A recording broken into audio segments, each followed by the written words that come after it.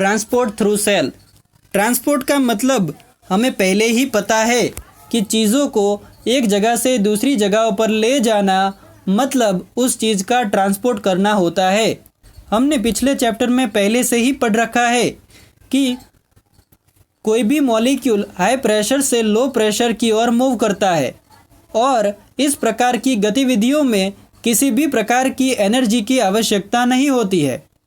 लेकिन अगर कोई ऐसी कंडीशन आए जहां पर लो प्रेशर से मॉलिक्यूल को हाई प्रेशर की ओर मूव कराना हो तो इस प्रकार के ट्रांसपोर्ट करने के लिए एनर्जी चाहिए होती है और इसी प्रकार के ट्रांसपोर्ट को हम लोग एक्टिव ट्रांसपोर्ट कहते हैं। एक्टिव ट्रांसपोर्ट आयोनिक और इनआयोनिक दोनों सब्सटेंस की मूवमेंट कराता है। आयोनिक से हमारा मतलब है सोडियम, पोटेशियम, क्लोरीन, हाइड्रोजन, जबकि इनआयोनिक से हमारा मतलब है ग्लूकोज और एमिनो एसिड।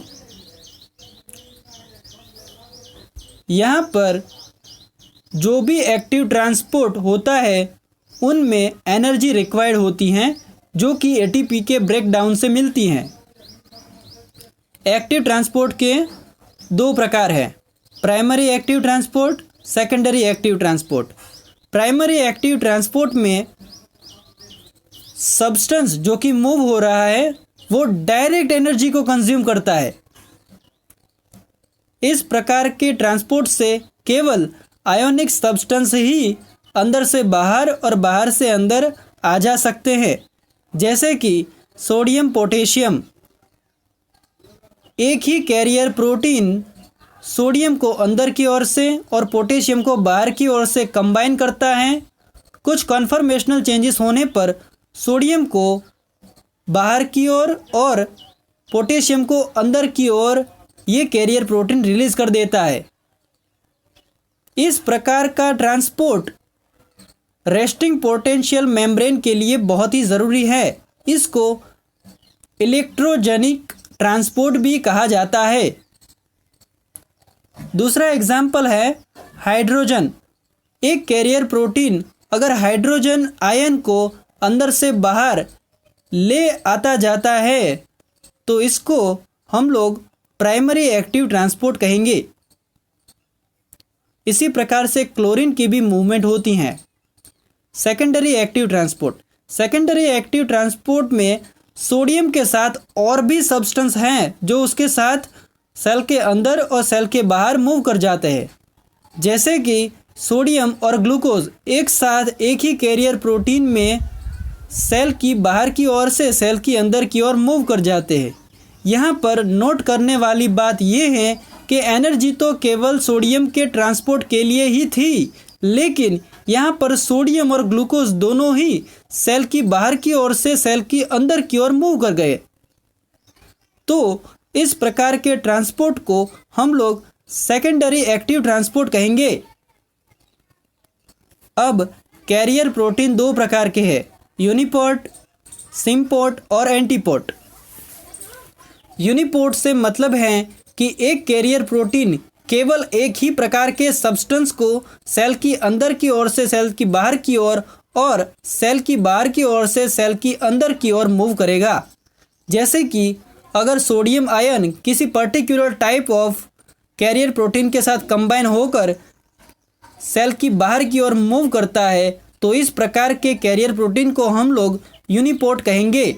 जबकि अगर सोडियम के साथ ग्लूकोज भी एक ही प्रकार के कैरियर प्रोटीन के साथ सेल के अंदर की ओर मूव करता है तो इस प्रकार के कैरियर प्रोटीन को हम लोग सिम्पोर्ट कहेंगे। सिम्पोर्ट से मतलब है एक कैरियर प्रोटीन एक ही डायरेक्शन में दो अलग अलग सब्सटेंस को मूव करता है। एंटीपोर्ट। एंटीपोर्ट कैरियर प्रोटीन से मतलब है कि दो अलग अलग सब्सटेंस दो अलग अलग डायरेक्शन में एक ही कैरियर प्रोटीन से मूव होते हैं, जैसे कि सोडियम और हाइड्रोजन। सोडियम सेल की बाहर और हाइड्रोजन सेल की अंदर एक ही कैरियर प्रोटीन से मूव होते हैं। तो इस प्रकार के कैरियर प्रोटीन को हम लोग एंटीपोर्ट कहेंगे। अब प्राइमरी एक्टिव ट्रांसपोर्ट और सेकेंडरी एक्टिव ट्रांसपोर्ट के अलावा भी कुछ अलग टाइप के स्पेशल एक्टिव ट्रांसपोर्ट भी हमारे सेलुलर ट्रांसपोर्ट में पाए जाते हैं, जैसे कि एंडोसाइटोसिस, एक्सोसाइटोसिस, ट्रांसएक्सोसाइटोसिस। सबसे पहले एंडोसाइटोसिस। एंडोसाइटिस से मतलब है कि जो सब्सटेंस है वो सेल की अंदर की ओर आएंगे। यहाँ पर मैक्रोमोलिक्यूल जो कि साइज में बहुत बड़े हैं वो आराम से सेल की अंदर नहीं जा सकते। उसके लिए स्पेशल टाइप की मैकेनिज्म की आवश्यकता होती है। इसीलिए इसको special type of active transport भी कहा जाता है। एंडोसाइटोसिस के 3 सब टाइप हैं: pinocytosis, phagocytosis, respiratory mediated endocytosis. Pinocytosis, जिसे सेल ड्रिंकिंग भी कहा जाता है, यहाँ पर मैक्रोमोलिक्यूल ड्रॉपलेट के रूप में होते हैं जो सेल की सरफेस पर अटैच होने पर उस ड्रॉपलेट को सेल निगल जाता है और वो ड्रॉपलेट सेल की इंफीरियर साइड की ओर मूव करते हैं, जहाँ पर लाइसोसोम इसका वेट कर रहा है। जैसे ही लाइसोसोम इस मैक्रोमोलिक्यूल के संपर्क में आता है वो सेकेंडरी लाइसोसोम बन जाता है और लाइसोसोम के पास पहले से ही हाइड्रोलाइटिक एंजाइम होते हैं जो इस बैक्टीरिया को ख़त्म कर देते हैं।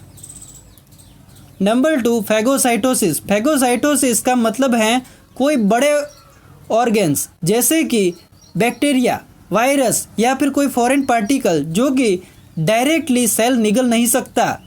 इस प्रकार के मैक्रोमोलिक्यूल को सेल चारों ओर से पहले घिरता है और सेल का एक्सटेंशन करता है, मतलब कि सेल खुद में बड़ा होता है।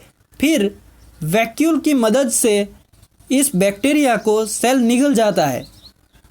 वो बैक्टीरिया मतलब कि जो फॉरेन पार्टिकल है वो सेल की एंटीरियर की ओर मूव करेगा और वहाँ पर लाइसोसोम इसका वेट कर रहा है। मतलब कि जैसे ही वो मैक्रोमोलिक्यूल लाइसोसोम के कांटेक्ट में आएगा वैसे ही सेकेंडरी लाइसोसोम एक्टिवेट होगा और हाइड्रोलाइटिक एंजाइम से इसका खात्मा होगा। Number 3, respiratory mediated endocytosis. यहाँ पर हॉर्मोन्स सेल के अंदर आते हैं। हमने पहले ही पढ़ रखा है कि सेल मेम्ब्रेन की बाहर की ओर कई सारे रिसेप्टर होते हैं जो पर्टिकुलर हार्मोन के साथ बाइंड होते हैं। यहाँ पर hormone certain type of receptor से बाइंड होते हैं और उन्हें अंदर की ओर खींच लेते हैं। वो हार्मोन पर्टिकुलर सेल ऑर्गेनेल्स से बाइंड होता है और पर्टिकुलर टाइप ऑफ एक्शन करवाता है। यहाँ पर ये सेल के ग्रोथ के लिए इस प्रकार का ट्रांसपोर्ट होना बहुत ही ज़रूरी है। इस प्रकार के ट्रांसपोर्ट से growth hormone, lipid, protein, nutrients आते जाते रहते हैं।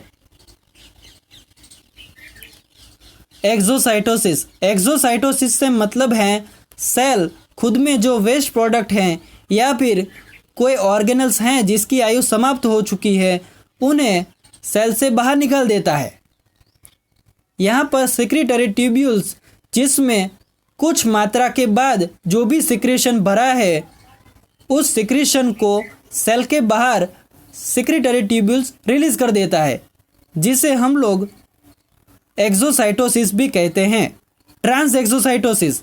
ट्रांसएक्सोसाइटोसिस से मतलब है कि कोई ऐसा मैक्रोमोलिक्यूल है जो सेल के अंदर एंटर भी होता है और दूसरी ओर से निकल भी जाता है, जैसे कि HIV जो कैपिलरी में एंटर तो होता है लेकिन दूसरी ओर से इंटरस्टिशियल फ्लूइड में चला भी जाता है।